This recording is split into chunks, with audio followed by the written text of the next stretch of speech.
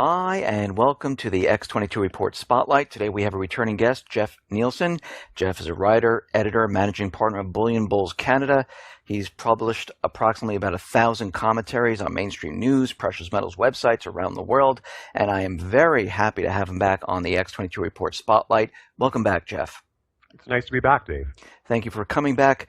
Let's get right into the economy. Now, we are seeing economic indicators like retail, housing, the auto industry, manufacturing, and most of these indicators are showing us that everything is declining. Now, when you look at the economy, what's your take on the economy at this point? Well, for the longest time, I simply have dismissed most of these so-called statistics as exaggerations and in many cases simply fabrications. And I have a sort of a larger big picture overview here, which is that we're basically entrenched in these 8-year bubble and crash cycles that are being put together by the banking crime syndicate. And it was really another commentator that focused me on this a couple of years ago, a gentleman named Warren Pollock. And he put out an interview toward the end of 2014 suggesting that 2015 was going to be basically a setup year where we would begin to see indications of the markets topping and things turning towards the other direction in anticipation of 2016, which would be the end of the current 8-year bubble and crash cycle. And he pointed out how these 8-year cycles are deliberately timed to coincide with the U.S. election cycle so that when the crash comes, the incumbent party can be banished as the so-called scapegoat for the crash, and then the other party gets to ride in and pretend to be the white knight, and then they just repeat the whole cycle over again. Tweedledum replaces Tweedledee, and you go on from there. And so I was expecting to see this deterioration in the reporting of the news, but for me, there's no particular new deterioration in the economy. I'm firmly of the belief that the U.S. economy and Western economies in general have been entrenched in a greater depression going back to 2008. And all that we've had in terms of so-called growth, quote unquote, in the meantime, are fabricated statistics. They continually say that we're in the manufacturing rebound. And they're trying to convince us that manufacturing is picking up, it's getting better. Actually, they're doing this with housing, with almost everything at this point. Right now, from the records that we have, we've lost about, since 2008, somewhere around 1.5 million or so manufacturing jobs.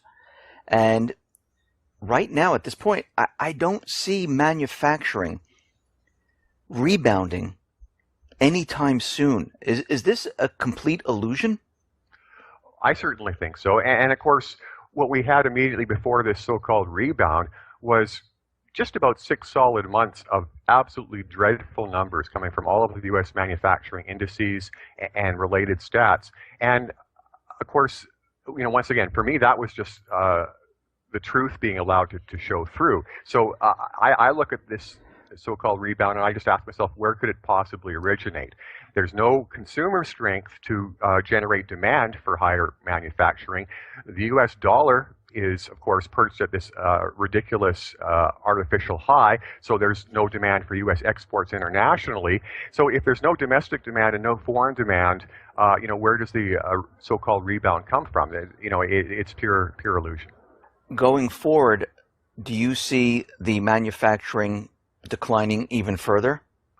I don't see any way the general deterioration of our economies can be reversed without a complete overhaul of all of the policies that our governments are pursuing, and I don't see any possibility of that while the current corrupt incumbent regimes remain in place, because I don't, at this point, see any Western regime that appears to be interested in helping the people. They are all serving the banking crime syndicate and doing whatever they command in order to facilitate this bubble and crash crime cycle. Let me just ask you, do you think the TPP that they're trying to push through, do you think this will help manufacturing? Well, no, because, and here's something that I'm really disappointed in how it's being reported by the alternative media, because I think it has really let people down. And the big point to get across with all of this so-called globalization is that it's based on this utterly false premise that this is quote unquote free trade. And here, nothing could be further from the truth. Of course, I've studied economics, so I actually understand these doctrines. And of course, the mainstream economists are supposed to understand them as well, but they display no comprehension whatsoever. Free trade is based on a concept known as comparative advantage. And it's really a very simple premise. People tend to be better at doing some things than other things. Geographically, certain nations are more favorably situated to perform certain economic activities than other activities. So the premise behind free trade is you have different nations, different regions doing what they're best at, and then each sells to the other at what they're best at.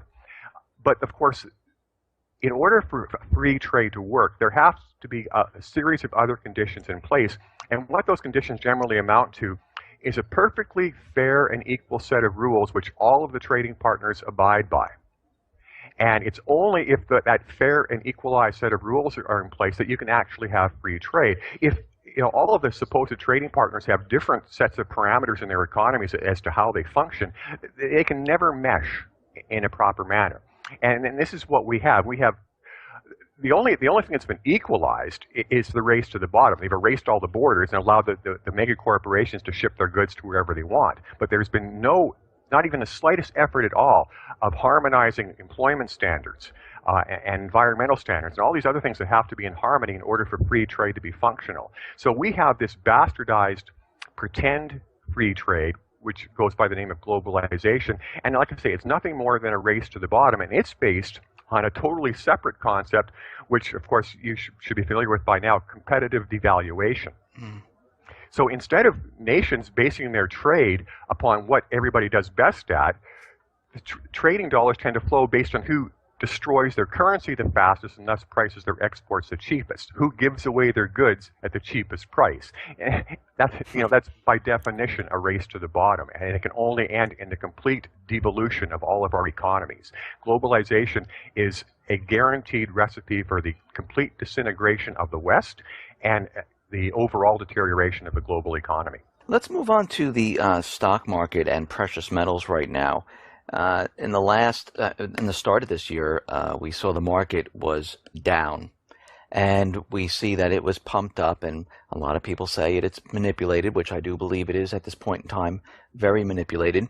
And we also saw back in December of 2015, gold was around $10.50 or so, and it has gone up about $200 or so at this point. And we've seen gold surge, and then we see it suppressed.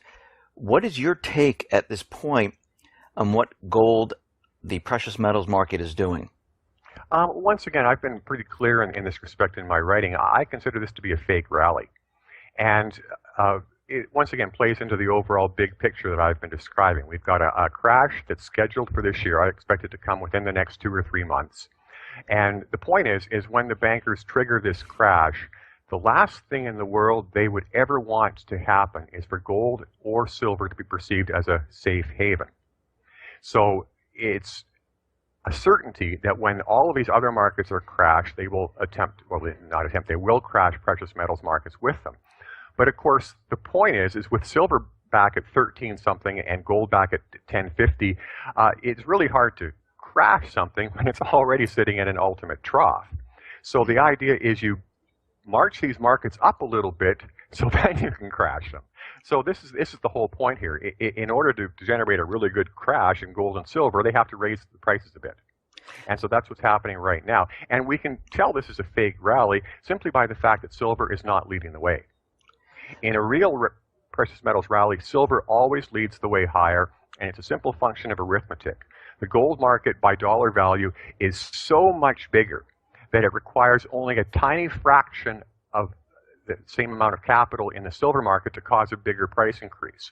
And putting that into specifics, with the current gold-silver price ratio at an utterly absurd 80-to-1, if even 2% of the money going into the sector was going into silver, silver would have to lead the way. And that's just a matter of arithmetic. So when we see this so-called precious metals rally, where gold is leading silver higher, it's obviously a fake rally because there's no rational scenario where we could see more than 98% of all the money going into the sector going into gold and less than 2% of all the money going into silver. You mentioned something where you said crash, and you said in 2 to 3 months. Just explain what you mean by crash. Do you mean the economy crashing or the stock market crashing? Well, it's going to be either completely simultaneous, or it will be one immediately ahead of the other, with whatever comes first being blamed for whatever comes after. So, the scenario is that everything has to come down. The economies have to be crashed, the markets have to be crashed, then they can do their reset and do their next 8-year bubble and crash cycle. At least that's the general plan. Although, when I look at the overall parameters, I don't see how our governments and our economies ever come out the other side. So I've begun to refer to this next crash as the last crash because I don't think our system can survive in its present form. I just want to be clear with everyone listening. When we have this crash, you're saying this is the crash that is coming? Yes. How bad is this crash going to be? Well, you hear some commentators talking about a quote-unquote deflationary crash. Mm-hmm. And to me, this represents a fundamental misunderstanding of both history and economic fundamentals, because what they always refer to when they make that prediction is the Great Depression. And the point is that the current economic parameters are totally different than the parameters that existed in our economies at the time of the Great Depression in some very important respects. The most important respect is that when the Great Depression hit us, we had, up until that point, healthy and strong and solvent economies. And the importance of this is that in order to weather any deflationary trough, a government and an economy require some sort of reserves and savings that they can cannibalize to weather that downturn and emerge on the other side. Without the ability to cannibalize savings or other reserves, there's no means of surviving the downturn except to do what our governments are currently doing right now, and it's just print, print, print. So what we're going to be seeing is a severe downturn in our economies, a severe downturn in our markets at a time when our governments are already, charitably speaking, on the verge of bankruptcy. So there is no reserves of any kind to cannibalize, yet government revenues are going to take a massive plunge, of course, with all of the other facets of our economy taking a dive. And so there's going to be this incredibly huge surge in demand for government services to help people survive the trough. At the same time, there's a huge crash in government revenues, and our governments have zero savings. So all that means is that the current money printing shoots up another order of magnitude higher, and we have a word for that. It's hyperinflation. So this is the whole point. A deflationary crash is impossible because we can't survive it. If a deflationary crash starts, it will immediately morph into hyperinflation because the only way for our governments to avert literal bankruptcy at that point is print, print, print, and print some more. An order of magnitude higher than the money printing. And for people that have been following my work and looked at the chart I post all the time on US money printing, that's a chart of a currency that is already being hyperinflated. The US dollar has already been hyperinflated. We're just in the reality gap between when it becomes fundamentally worthless and when the chumps actually realize it's worthless, and then, of course, the exchange rate falls to zero. So, and of course, other Western currencies are just a derivative of the US dollar, so they're basically fundamentally worthless already now. So our currencies are already worthless, and then our governments are about to print them at a rate that's even more unprecedented than what they've already been doing. So are you trying to tell me that the president who came out and told the world that the economy is absolutely fine, are you saying that he's lying? Gee, I don't want to shock your listeners too much, but yes, I think it's possible that one of these politicians might not have been telling the truth.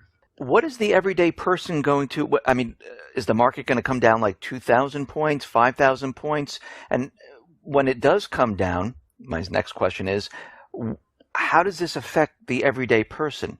Well, here, of course, we have to delve deeper into the whole hyperinflation scenario. And because what's so crucial here, of course, is that once a hyperinflation cycle really starts to evolve, prices become surreal. So we could see nominal prices going, up steadily, even up sharply after a brief downturn, depending on how aggressively and how quickly the governments switch into hyperinflationary mode with their money printing.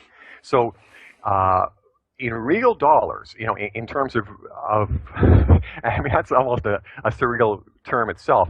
In real wealth terms, the value of our markets and of course our economies is going to plummet. But in nominal terms, depending on how quickly the government shift into hyperinflationary mode with their money printing, we could see prices go in any direction. The thing that people have to realize is that you cannot view prices in absolute terms separately. You have to be totally focused upon the level of money printing and then relate that to prices and then see for yourself if the hyperinflation cycle is already started. Because of course, if the money printing escalates by an order of magnitude and prices start creeping higher, we could still be in a crash scenario. It's just a matter of proportionality here. Are we going to see huge layoffs like we did in 2008? Well, we already have such severe permanent unemployment that it depends on how aggressively the oligarchs who are working behind the scenes here are willing to take down our economies. And of course, here we have to look at all of the fascist government machinery that's put in place alongside our so-called war on terror. If our governments were wanting to prepare for massive civil unrest, they couldn't have done a better job than with all of the authoritarian machinery they put in place in terms of surveillance. And of course, in the U.S., you have all of these gulags that have been built that are currently sitting empty. And you presume the U.S. government didn't build this housing for millions of people in order for it to sit empty year after year after year. They plan to put people in those cells. So when this whole thing starts to fall apart, will precious metals rebound, and will that start moving upward? Well, once again, we're dealing with a level of surreality here because, as I've been explaining, prices in nominal terms are already somewhat meaningless. They of course have meaning in terms of our immediate exchange rate for various goods and services, but beyond that, they're totally artificial. So, as I was saying a little earlier, I expect precious metals markets to be taken down very sharply with everything else. But the point is, of course, once again, we're talking about nominal prices. Gold and silver are hard assets. No matter what the bankers do, no matter what the level of corruption, they can never be destroyed. They can take the nominal price to, down to 1 cent a piece, up to $1 million a piece per ounce. But those are just nominal numbers. At the end of the day, when you're holding your gold and silver, you still have your ounce of silver, you still have your ounce of gold. And when rationality returns to our economies, we know that these are assets of value. This is what makes them such perfect money, is they have aesthetic appeal, they have massive industrial usage, and of course they have cultural appeal. So this is why for 5,000 years, humanity has been able to trust gold and silver as safe vessels to store their wealth, because no matter what occurs in the future, there will always be demand for these metals, thus they will always have value, thus they will always preserve wealth. So our paper currencies are going to zero. That's a given. That happens to all fiat currencies. That we have 1,000 years of history that proves that. So whatever wealth people have stored in paper is going to go to zero. That's inevitable. Conversely, whatever wealth they transfer out of paper and into gold and silver will be preserved more or less in its entirety. At that point, will gold and silver be very hard to acquire? Well, to some extent, silver is already becoming hard to acquire. Of course, we have our national mints rationing their sales. And what makes this so amusing is, as you probably realize, the U.S. Mint is bound by a law, U.S. law, to keep the market fully supplied at all times, period. No matter what demand is for U.S. minted coins, the U.S. Mint is required by law to produce enough coins to satisfy that demand. So all of this allocation that the U.S. Mint is talking about is a violation of the law. Well, why is it violating the law? Can it not get enough silver? Or is it just violating the law deliberately? And of course, here the point is, and another commentator pointed this out to me fairly recently, this law that binds the U.S. Mint originally required the Mint to use only U.S. produced silver. And of course, the reasoning there was to support the U.S. silver industry. When it became obvious that the U.S. silver industry could not meet the demand of the Mint by itself, the law was amended to allow the Mint to import silver from Mexico, which is the largest silver producing nation in the world. So the law was deliberately amended to supposedly give the U.S. Mint access to all the silver it could possibly need, and yet it's still rationing silver. Why? Nobody has an answer to that question that is legitimate. So how does the yuan-based gold price fix in April change anything? Will this change anything for precious metals? No, not immediately. But at the same time, I'm firmly of the belief that China, and along with China, Russia, are already planning to resurrect a gold standard-based economy once the Western-based system collapses. And to that respect, both China and Russia have been accumulating massive reserves of gold, both openly and in a clandestine manner. But the point here is that we can't see any official move from the East to back currencies with gold or talk about resurrecting a gold standard until the transition from the US dollar to reserve currency to the renminbi as reserve currency is completed. And the reason why we can't see any gold backing prior to that point is if there was ever a scenario where the marketplace was given a choice between a worthless paper, unbacked US dollar and a gold-backed renminbi, we would see the greatest financial stampede in history out of worthless US paper and into the valuable renminbi. So we could never see China officially back its currency with gold before the transition to the renminbi is complete. And of course, the transition is mostly complete now, so we don't have to wait too much longer, but it still has to be fully complete, and only then will China feel economically safe enough to begin to work on an honest money standard and some form of gold backing for its own currency. So once this occurs and their currency is backed by gold, the dollar is, at that point, kind of worthless. Well, this should be no surprise to anyone, since we've already had the bankers engaging in musing for several years now about what would be an alternative reserve currency, quote unquote. And of course, the trial balloon that they continually toss out again and again are the so-called SDRs of the International Monetary Fund, their special drawing rights. Right. And what makes this so hilarious is this isn't even a currency. This is just essentially, line of credit that is offered by a institution of dubious legitimacy. And we're talking about making this an international currency for commerce. The US dollar, of course, is a fiat currency, and in that respect, it's fundamentally worthless like all fiat currencies.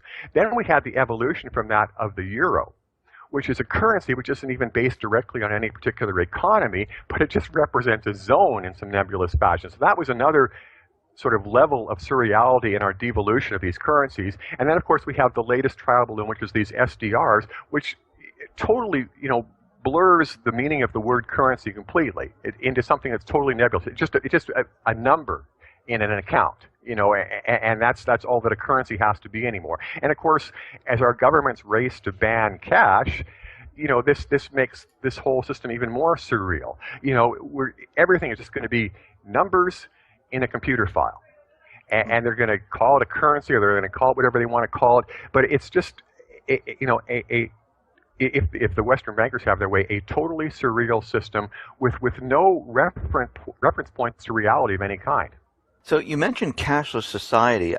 Do you think at this point, since you're telling us that we're going to be crashing in a month, 2 months, or 3 months down the line here, and we know they're pushing negative interest rates because we know Europe is in negative, Japan is in negative, except for the United States, where the Fed decided to increase the interest rates by 25 basis points. But now they're talking about negative interest rates. But we see that Larry Summers, Draghi, they're talking about getting rid of cash at this point.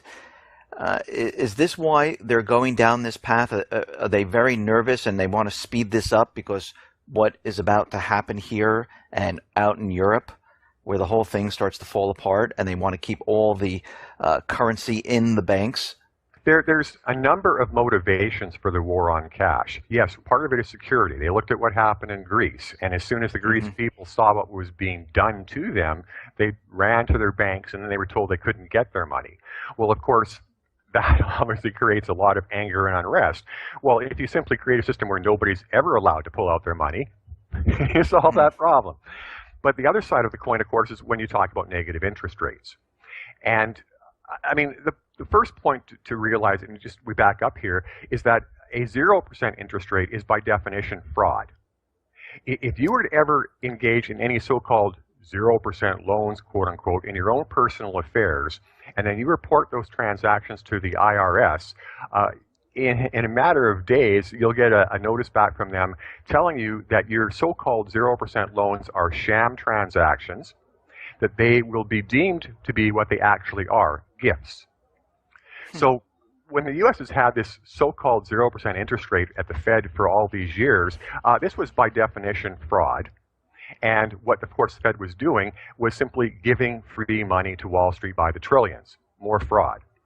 Now we're going to negative interest rates, and negative interest rates are an order of magnitude more fraudulent because, of course, it's based on the premise of borrowers stealing from lenders. Negative interest rates are open criminality. A 0% interest rate is slightly disguised fraud. Negative interest rates are open stealing. So borrowers are going to steal from lenders, and then our criminal governments are going to force us to put everything into the banks so that we're essentially being held down for this financial rape by the bankers. It is fascism at one of its most extreme manifestations. Isn't there a way, and everyone keeps talking about this, where they can continually keep everything going, where they can manipulate the stock market, continually suppress gold, pretend everything is fine, just like Japan?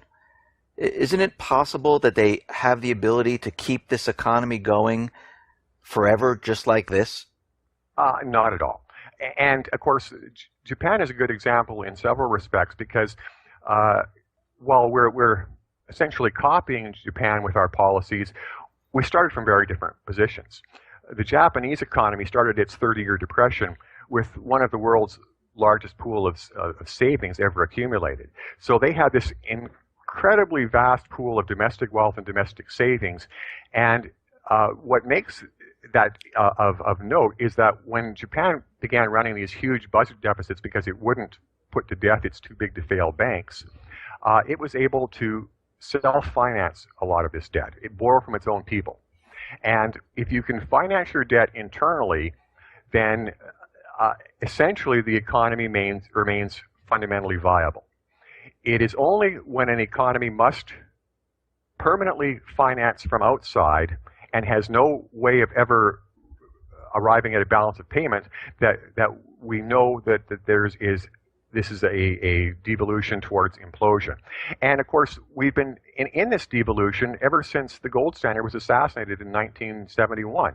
We've seen the currencies debauched to worthlessness. We've seen our economies drowned in debt. And this was unsustainable when it was begun in 1971. So after 45 years of these radically unsustainable economic policies, yes, we are at the very end now, and it cannot survive much further. And of course, that's why I'm talking about the last crash now, because I don't see any way for our governments to come out the other side once we go down this time. Do you think that they'll try to cover? I mean, who's going to take the blame for this crash? We know government doesn't like to take the blame for anything. We know the Fed doesn't like to take the blame for anything. So who's going to take the blame for what's about to happen here? Well, now you're sort of getting into my deepest and darkest fears. And along with a lot of other people, I have speculated that there will be some major exogenous event coming. And the most likely candidate historically is that the banking crime syndicate will manufacture another war. And of course, with our current paradigm, very likely this will be some sort of terrorist false flag event as the pretext, and then the war will mushroom from there. The other scenario, of course, is that, as I'm sure you're aware, the neocons within the U.S. have been rattling their sabers and doing anything and everything possible to provoke war with Russia.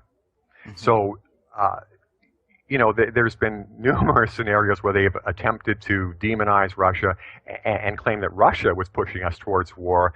And as Ron Paul pointed out, going back nearly 2 years now, the U.S. Congress essentially voted for war by giving the executive branch full authorization to do whatever it saw fit in terms of opposing Russia and supposedly thwarting Russia's geopolitical ambitions, when, of course, the actual truth is that things are reversed here. Russia has been extremely restrained in its actions, and the West has simply been provoking it again and again and again, with the example of Turkey shooting down the Russian jet being one of the most flagrant examples.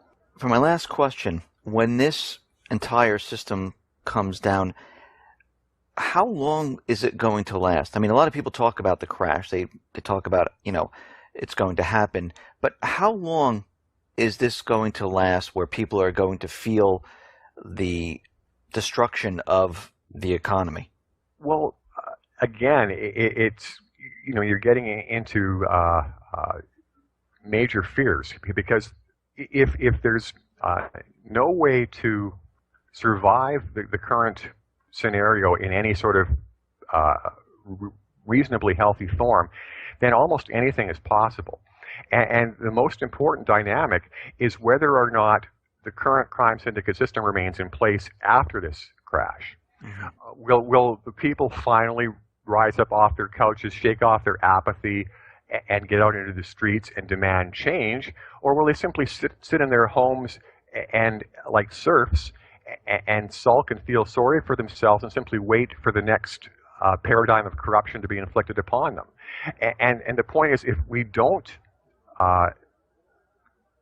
get rid of the current hierarchy of crime, then what we're faced with is the same system of oppression above us, but with our economies already having been absolutely destroyed. And of course, that scenario, we have a term for that as well. It's called third world.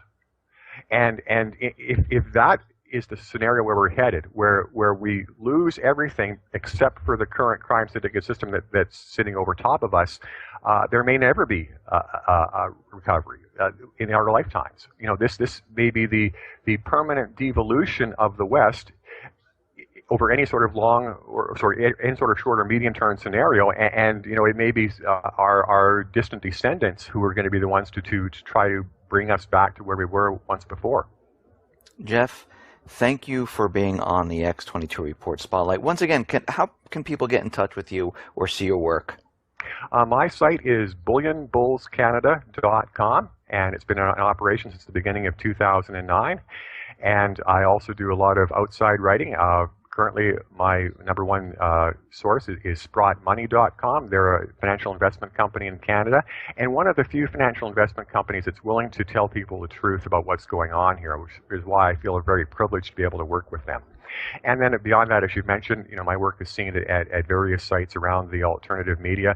I no longer have the same mainstream access I once had. Apparently, I'm not considered welcome and desirable by the mainstream media any longer for some reason. But like I say, people can see me in various places, and I hope they continue to follow my work in the future.